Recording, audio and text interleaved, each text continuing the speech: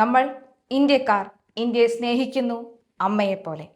2026 സ്വാതന്ത്ര്യദിന ആഘോഷങ്ങളുടെ മുന്നോടിയായി പ്രഖ്യാപിച്ച ധീരതാ പുരസ്കാരങ്ങളിൽ രാജ്യത്തിന്റെ അഭിമാനമായി മലയാളി തിളക്കം. ജമ്മു കാശ്മീരിൽ നടന്ന അതിസാഹസികമായ നുഴഞ്ഞുകയറ്റ വിരുദ്ധ ഓപ്പറേഷന് നേതൃത്വം നൽകുകയും ആയുധധാരികളായ 2 ഭീകരരെ വധിക്കാൻ സഹായിക്കുകയും ചെയ്ത മലയാളിയായ മേജർ തരുൺ വാസുദേവന് രാജ്യത്തിന്റെ ഉന്നത സൈനിക ബഹുമതികളിലൊന്നായ ശൗര്യചക്ര ലഭിച്ചു. പ്രതിരോധ സേനകളിലെയും സെൻട്രൽ ആംഡ് പോലീസ് ഫോഴ്സിലെയും ഉദ്യോഗസ്ഥർക്കായി രാഷ്ട്രപതി ദ്രൗപദി മുർമു 78 ധീരതാ പുരസ്കാരങ്ങളാണ് അംഗീകരിച്ചത്. അതേസമയം പുരസ്കാരങ്ങൾ മരണാനന്തര ബഹുമതിയായാണ് പ്രഖ്യാപിച്ചത്.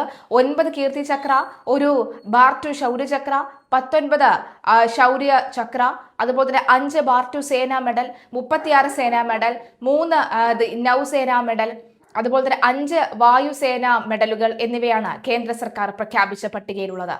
ജമ്മു കാശ്മീരിലും വടക്കു കിഴക്കൻ സംസ്ഥാനങ്ങളിലും നടന്ന ഭീകരവിരുദ്ധ വിമതവിരുദ്ധ പോരാട്ടങ്ങളിൽ സമാനതകളില്ലാത്ത ധീരത പ്രകടിപ്പിച്ച യോദ്ധാക്കളെയാണ് പുരസ്കാരത്തിനായി തിരഞ്ഞെടുത്തത്. കിഷ്ത്വാർ, കുൽഗാം, മണിപ്പൂർ, കഡ്വ എന്നിവിടങ്ങളിലും നിയന്ത്രണ രേഖയിലും അതിർത്തി മേഖലകളിലും കടുത്ത ആക്രമണങ്ങൾക്കിടയിലാണ് കരസേനയിലെ അവാർഡ് ജേതാക്കൾ നിർണായക സൈനിക നീക്കങ്ങൾ നടത്തിയത്. ഇന്ത്യയെ നക്സൽ മുക്തമാക്കുന്നത് രാജ്യത്തെ സുപ്രധാന ദേശീയ നേട്ടമാണെന്ന് 80ാം സ്വാതന്ത്ര്യദിന തലേന്ന് രാഷ്ട്രപതി അഭിസംബോധന ചെയ്തുകൊണ്ട് രാഷ്ട്രപതി ദ്രൗപദി മുർമു പറഞ്ഞു. പതിറ്റാണ്ടുകളായി നക്സലിസം രാജ്യത്തിന് വലിയൊരു വെല്ലുവിളി തന്നെയാണ്. ഇന്ത്യയെ നക്സൽ മുക്തമാക്കുക എന്നത് ഒരു വലിയ നേട്ടമാണ്. മുൻപ് നക്സൽ ബാധിതമായിരുന്ന പ്രദേശങ്ങളിൽ ഇന്ന് ആവേശ ദൃശ്യമാണ്. ഈ മേഖലകളിൽ സർവതല സ്പർശിയായ വികസനം നടന്നു വരികയാണ്. ദീർഘകാലമായി ഇടതുപക്ഷ തീവ്രവാദ ബാധിത പ്രദേശമായിരുന്ന ഈ ബസ്തറയിലുണ്ടായ ദ്രുതഗതിയിലുള്ള വികസനവും സാംസ്കാരിക പങ്കാളിത്തവും ഇതിന് തെളിവാണെന്നും ദ്രൗപദി മുർമു ചൂണ്ടിക്കാട്ടി. ഓരോ സ്വാതന്ത്ര്യദിനാഘോഷത്തിന് മുന്നോടിയായി നടക്കാനുള്ള വാർഷിക സന്ദേശമാണിത്.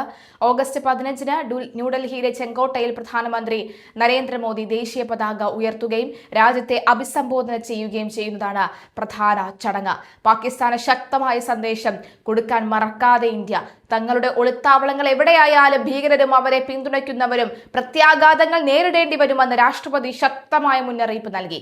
ഭീകരവാദ ശൃംഖലകൾക്കെതിരെ കൃത്യതയോടുകൂടി തിരിച്ചടി നൽകാനുള്ള ഇന്ത്യൻ സായുധ സേനയുടെ ശേഷിയാണ് ഓപ്പറേഷൻ സിന്ദൂർ തെളിയിച്ചതെന്നും അവർ പറഞ്ഞു. ഭീകരവാദത്തെ പ്രോത്സാഹിപ്പിക്കുന്ന രാജ്യവുമായുള്ള സിന്ധു നദീജല കരാർ താൽക്കാലികമായി റദ്ദാക്കിയത് ദേശീയ താൽപര്യങ്ങൾ മുൻനിർത്തിയുള്ള പ്രത്യേകിച്ച് കർഷകർക്ക് ഗുണകരമാകുന്ന നിർണായക ചുവടുവെപ്പൊന്നാണെന്ന് അവർ വ്യക്തമാക്കി.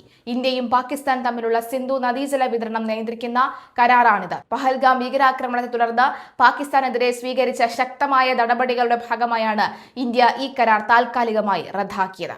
मेरे प्यारे देशवासियों, आज भारत ने भी एक बहुत बड़ा सपना देखा है, दृढ़ संकल्प के साथ देखा है,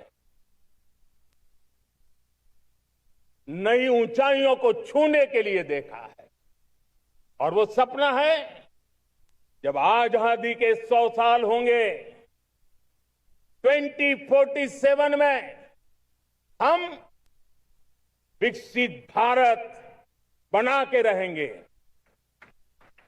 140 करोड़ देशवासियों के पुरुषार्थ से इस लक्ष्य को हमें हासिल करना है। और जब दुनिया की सबसे बड़ी आबादी वाला देश विकसित होने का संकल्प लेता है तो ये दुनिया की नजरों में भी हमारे साहस का परिचायक बन जाता है। दुनिया हमारी तरफ देखने का नजरिया बदलने के लिए मजबूर हो जाती है। प्यारे देशवासियों, और मैं ऐसे ही नहीं कह रहा हूं।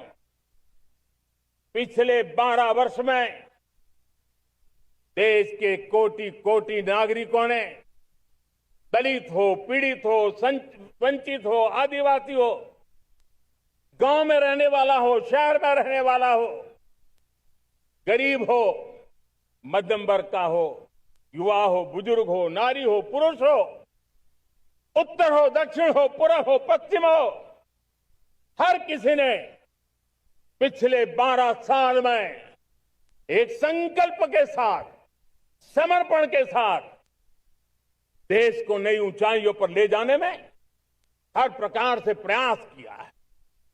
मैं उनके इस प्रयासों का आदरपूर्वक स्वीकार करता और उसी का परिणाम है कि इतने कम समय में 25 करोड़ देशवासी गरीबी को परास्त करके गरीबी से बाहर निकले हैं। इन्हीं देशवासियों का प्रयास का परिणाम है कि हम कभी फ्रेजाइल 5 में गिरे जाते थे। 12 साल के भीतर भीतर हम एक मेजर इकोनॉमी में फास्टेस्ट ग्रोइंग इकोनॉमी बन गए हैं। साथियों, देश आजाद हुआ, बहुत सारे सपने लेकर के आजाद हुआ, लेकिन हम गति नहीं पकड़ पाए, रफ्तार नहीं पकड़ पाए। होती है, चलती है, अरे हो जाएगा, देखा जाएगा, उसी में खोए रहे। 2014 तक आते आते तो पूरे विश्व ने हमें फ्रेजाइल 5 के उस में डंप कर दिया था। ऐसे समय पिछले 12 साल में भारत ने एक नई रफ्तार पकड़ी, तेज गति से हम आगे बढ़ रहे हैं और देशवासियों का संकल्प है कि अब 140 करोड़ देशवासियों के संकल्प को, सामर्थ्य को रोकना नामुमकिन है। प्यारे देशवासियों, पिछले 12 वर्षों में डिफेंस प्रोडक्शन करीब 4 गुना हुआ, खादी और ग्रामोद्योग का उत्पादन करीब 5 गुना हुआ, इलेक्ट्रॉनिक मैन्युफैक्चरिंग करीब 7 गुना बढ़ा, आधुनिक रेलवे कोच का निर्माण 21 गुना बढ़ा, मोबाइल फोन उत्पादन 33 गुना बढ़ा। इतना ही नहीं, आधुनिक युग को देकर के भी डिजिटल और इनोवेशन की दुनिया में भी हमने अपना परचम लहराया। इंटरनेट कंज्यूमर करीब करीब 4 गुना बढ़े, पेटेंट ग्रांट होने की संख्या 4 गुना बढ़ी, डिजिटल ट्रांजैक्शन 100 गुना बढ़े। सामान्य मानवीय की सुविधाओं की तरफ भी हमने उतना ही गंभीरता से काम किया। हर साल औसतन 15 गुना ज्यादा तेजी से हमने नल से जल कनेक्शन दिए। हर साल औसतन 6 गुनी ज्यादा रफ्तार से लोगों को गैस कनेक्शन दिए। हर साल 4 गुनी रफ्तार से गरीबों के लिए टॉयलेट बनाने का काम किया। हर साल 3 गुना ज्यादा तेजी से गरीबों को घर देने का काम किया। देश ने गवर्नेंस में भी बहुत बदलाव लाया।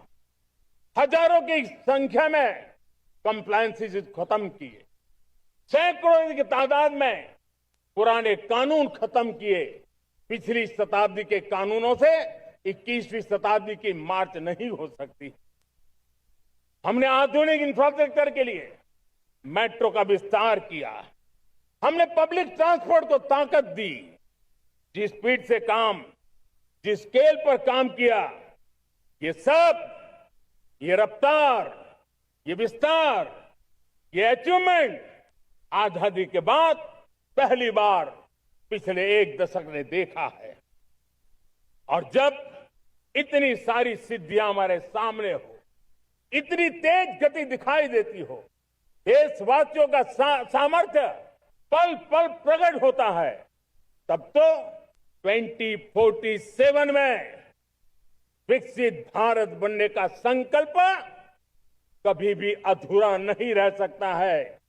ये सारे आंकड़े इस बात की गवाही देते हैं कि हम आगे बढ़ने वाले हैं। मेरे प्यारे देशवासियों, लेकिन उसके लिए आत्मविश्वास की जरूरत होती है, आत्मगौरव की जरूरत होती है और साथ साथ आत्मनिर्भर भारत होना भी बहुत जरूरी होता है। और इसलिए बीते वर्षों में हमारा कन्विक्शन रहा है कि भारत को हमें अब दूसरे देशों पर निर्भर रह करके नहीं जीना है, हमें आत्मनिर्भर बनना चाहिए।